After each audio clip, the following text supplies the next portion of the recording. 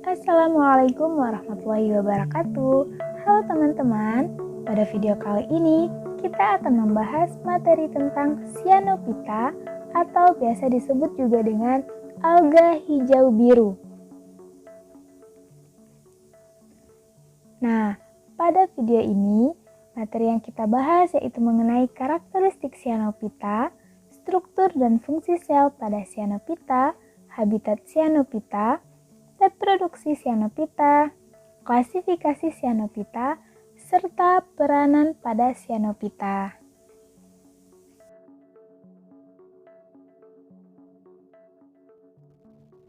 Karakteristik cyanophyta. Cyanophyta berasal dari bahasa Yunani yaitu cyano atau kyanos yang artinya biru, sedangkan phyta artinya tumbuhan. Selain itu, cyanophyta dikenal juga dengan nama cyanobacteria karena memiliki struktur sel yang hampir mirip dengan bakteri, khususnya pada bakteri gram negatif. Namun, pada cyanophyta memiliki klorofil sehingga dapat berfotosintesis. Cyanophyta memiliki pigmen yaitu klorofil A, klorofil B, xanthofil, dan vicobilin. Pada pigmen vicobilin, yang paling dikenal yaitu pigmen biru atau vicocyanin dan pigmen merah atau vicoritrin yang tidak ditemukan pada alga lain. Sel-sel tubuh cyanophyta bersifat uniseluler dan multiseluler. Sel uniseluler berbentuk bulat soliter atau sendiri dan terdapat pula yang berkoloni. Sedangkan sel yang bersifat multiseluler berbentuk filamen seperti benang. Selanjutnya, trikoma pada cyanophyta terdiri dari sel-sel yang tersusun seperti rantai, terdiri dari 3 sel, yaitu akinet, heterokista, dan biosit. Terlihat pada gambar bahwa akinet merupakan sel yang memiliki ukuran besar jika dibandingkan dengan sel-sel lainnya yang digunakan untuk menyimpan cadangan makanan. Akinet memiliki dinding sel dan mengandung endospora agar dapat mempertahankan diri pada kondisi yang buruk. Selanjutnya, sel heterokista memiliki sel yang berukuran besar jika dibandingkan dengan sel biosit, berdinding tebal, dan pada isinya terlihat jernih serta mengandung enzim nitrogenase. Heterokista berfungsi untuk mengikat nitrogen. Yang terakhir, yaitu sel biosit, merupakan sel vegetatif hasil reproduksi pembelahan sel, berbentuk bulat, berukuran kecil, dan memiliki klorofil. Sel biosit berfungsi untuk fotosintesis.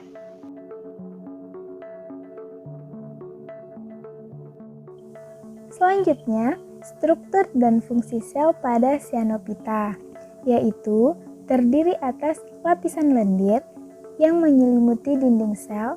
Lendir tersebut berfungsi untuk membantu pergerakan meluncur atau disebut juga dengan lokomosi yang terjadi pada sel yang bersifat uniseluler serta membantu gerak getar atau maju mundur yang disebut juga dengan osilasi yang terjadi pada sel yang bersifat multiseluler. Kemudian ada ribosom yang merupakan organel kecil berfungsi untuk proses sintesis protein. Vakuola gas berisi udara yang menyebabkan tubuh cyanophyta bisa mengapung di permukaan air sehingga mendapatkan cahaya matahari untuk berfotosintesis. Vicobilisom merupakan lapisan yang mengandung pigmen klorofil tipe A dan pigmen warna vicobilin yaitu vicoritrin menghasilkan warna merah serta vicocyanin yang menghasilkan warna biru. Tilakoid merupakan pelipatan membran plasma ke arah dalam sitoplasma yang berfungsi untuk berfotosintesis. Pada tilakoid ini mengandung pigmen klorofil yang menghasilkan warna hijau serta terdapat pula karotin, vicoritrin yang menghasilkan warna merah, dan vicocyanin menghasilkan warna biru. Adanya perpaduan warna antara pigmen-pigmen tersebut menyebabkan warna pada cyanophyta berbeda-beda, yaitu terdapat warna kekuningan, kemerahan, kecoklatan, violet, hijau cerah, hijau kebiruan, serta terdapat pula warna kehitaman. DNA merupakan materi genetik dari sel cyanophyta yang tidak dikelilingi oleh membran. Karboksisom merupakan organel sel yang berbentuk polihedral berisi enzim utama untuk proses fotosintesis, yaitu enzim Rubisco. Selanjutnya ada cyanopsin yang merupakan polipeptida yang diproduksi oleh ribosom serta terlibat dalam metabolisme nitrogen. Yang terakhir ada dinding sel, yaitu mengandung lapisan peptidoglikan yang tipis serta berfungsi untuk memberikan bentuk tetap pada cyanophyta dan melindungi sel. Habitat cyanophyta, yaitu dapat ditemukan pada kondisi lingkungan yang baik seperti pada akuatik ataupun terestrial, yaitu pada laut, lumpur, rawa, air tawar, payau, tanah, dan bebatuan. Selain itu, cyanophyta dapat pula ditemukan pada lingkungan yang ekstrim seperti sumber air panas, Gunung Merapi, Kutub Utara, perairan dengan salinitas yang tinggi, serta dapat pula dijumpai pada daerah gurun. Baik teman-teman, selanjutnya kita akan membahas tentang reproduksi pada cyanophyta yang terbagi menjadi 3, yaitu pembelahan biner, fragmentasi, serta pembentukan endospora. Baik, kita akan bahas satu-satu ya. Yang pertama yaitu pembelahan biner terjadi pada cyanophyta yang bersifat uniselular maupun multiselular yang berbentuk filamen atau benang. Nah, pada cyanophyta yang uniselular, sel-sel hasil pembelahan ada yang langsung memisah serta ada pula yang tetap bergabung sehingga akan membentuk koloni. Misalnya, terjadi pada spesies Gleocapsa. Sel-sel hasil pembelahan pada cyanophyta yang berbentuk filamen akan menyebabkan filamen menjadi bertambah panjang. Reproduksi kedua yaitu fragmentasi, merupakan pemutusan sebagian tubuh organisme. Bagian tubuh yang terlepas akan tumbuh menjadi individu baru. Fragmentasi terjadi pada cyanophyta yang berbentuk filamen. Pemutusan bagian tubuh dapat terjadi di bagian-bagian tertentu pada sel-sel yang mati. Filamen hasil pemutusan disebut dengan hormogonium. Pada hormogonium memiliki panjang filamen yang berbeda-beda, serta bila terlepas dari filamen induk, maka akan tumbuh menjadi cyanophyta yang baru. Contoh cyanophyta yang mengalami fragmentasi yaitu pada spesies Oscillatoria dan Plastonema. Reproduksi yang ketiga yaitu pembentukan endospora yang terjadi apabila kondisi lingkungan kurang menguntungkan, misalnya pada kondisi kekeringan. Sel-sel yang mengandung endospora disebut juga dengan akinet yang berasal dari sel vegetatif, memiliki ukuran yang lebih besar jika dibandingkan dengan sel-sel tubuh lainnya karena mengandung cadangan makanan serta berdinding tebal. Apabila kondisi lingkungan membaik, maka endospora menjadi individu baru, contohnya pada spesies Nostoc. Klasifikasi pada cyanophyta terdiri atas satu kelas yaitu Mesophyceae yang terdiri atas 3 ordo yaitu Corococales, Camisiponales, dan Hormogonales.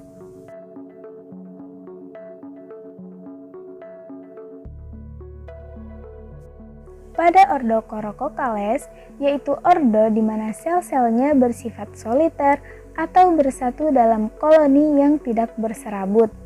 Bentuk sel pada ordo Corococales yaitu membulat tunggal atau berkelompok.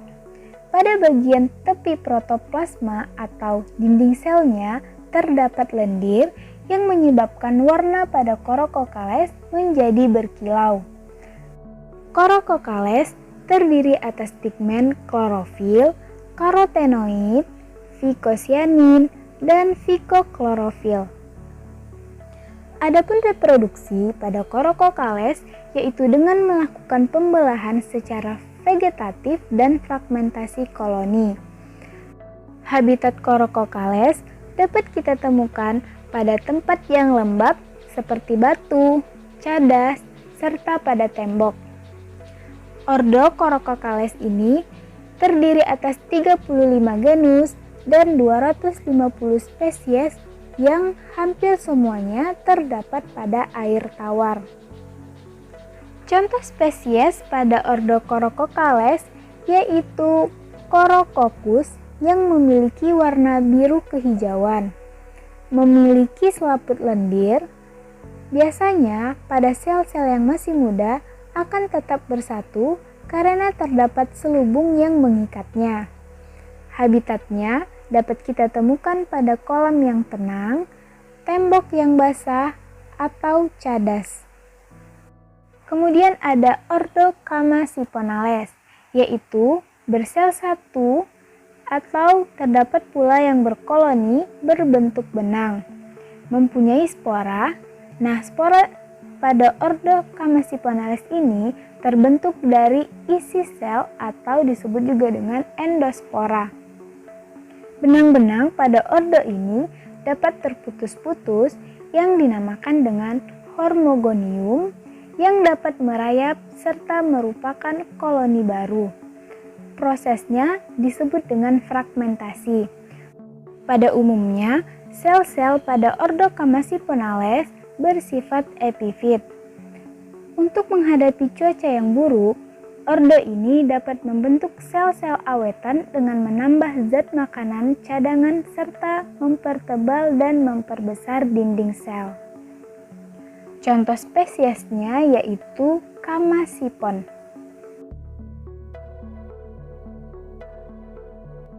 Ordo yang terakhir yaitu Hormogonales. Sel-selnya merupakan koloni yang berbentuk benang atau diselubungi oleh suatu membran. Benang-benang ini melekat pada substratnya, tidak bercabang, jarang mempunyai percabangan sejati, dan lebih sering mempunyai percabangan yang semu. Benang-benang pada ordo ini selalu dapat membentuk hormogonium. Contohnya yaitu pada spesies Spirulina, merupakan ganggang yang mengandung kadar protein yang tinggi sehingga dijadikan sebagai makanan. Spirulina mampu menghasilkan karbohidrat dan senyawa organik lain yang sangat diperlukan oleh tubuh. Peranan Cyanophyta yaitu terbagi menjadi dua, peranan yang menguntungkan dan peranan yang merugikan. Pada peranan yang menguntungkan, Cyanophyta dapat melakukan proses fotosintesis sehingga berperan sebagai penyedia oksigen bagi perairan. Cyanophyta merupakan penyedia oksigen terbesar dalam perairan. Selain itu, Cyanophyta merupakan penyedia bahan makanan atau sebagai produsen pada makhluk hidup di perairan, yaitu sebagai fitoplankton. Kemudian, Cyanophyta juga berperan dalam pengikat nitrogen yang hidup bebas mampu menyuburkan tanah, misalnya pada spesies Nostoc dan Gleocapsa. Kemudian, Cyanophyta juga dapat hidup bersimbiosis dengan makhluk hidup lain, misalnya pada spesies Anabaina azolla yang bersimbiosis dengan akar tanaman paku-pakuan, yaitu Azolla pinnata. Selain menguntungkan, Cyanophyta juga memiliki pengaruh yang berbahaya bagi manusia ataupun hewan. Gangguan yang ditemukan yaitu apabila terdapat Cyanophyta yang tumbuh dalam jumlah besar kemudian mati di badan air tawar. Misalnya pada danau yang digunakan untuk minum atau tempat rekreasi. Pada beberapa jenis Cyanophyta bertanggung jawab terhadap bau tanah serta warna pada air tawar, termasuk pada air minum, karena pada Cyanophyta menghasilkan senyawa yang disebut dengan geosmins. Pada beberapa cyanophyta yang apabila berada pada jumlah yang banyak akan menghasilkan toksik yang dapat meracuni hewan dan manusia yang meminum air yang telah terkontaminasi oleh cyanophyta tersebut. Contohnya pada spesies Microkystis, Anabaina, dan Oscillatoria. Gangguan lainnya yang disebabkan oleh cyanophyta yaitu dapat menyebabkan iritasi pada kulit yang dikenal sebagai gatal perenang yang disebabkan oleh spesies Lichbia majuscula dan Schizostarik calcicola. Selain itu, karena kemampuan pada cyanophyta yang dapat tumbuh pada tempat-tempat yang keras seperti batu-batuan, maka dapat menyebabkan pelapukan pada bangunan-bangunan yang bersejarah seperti pada candi dan area.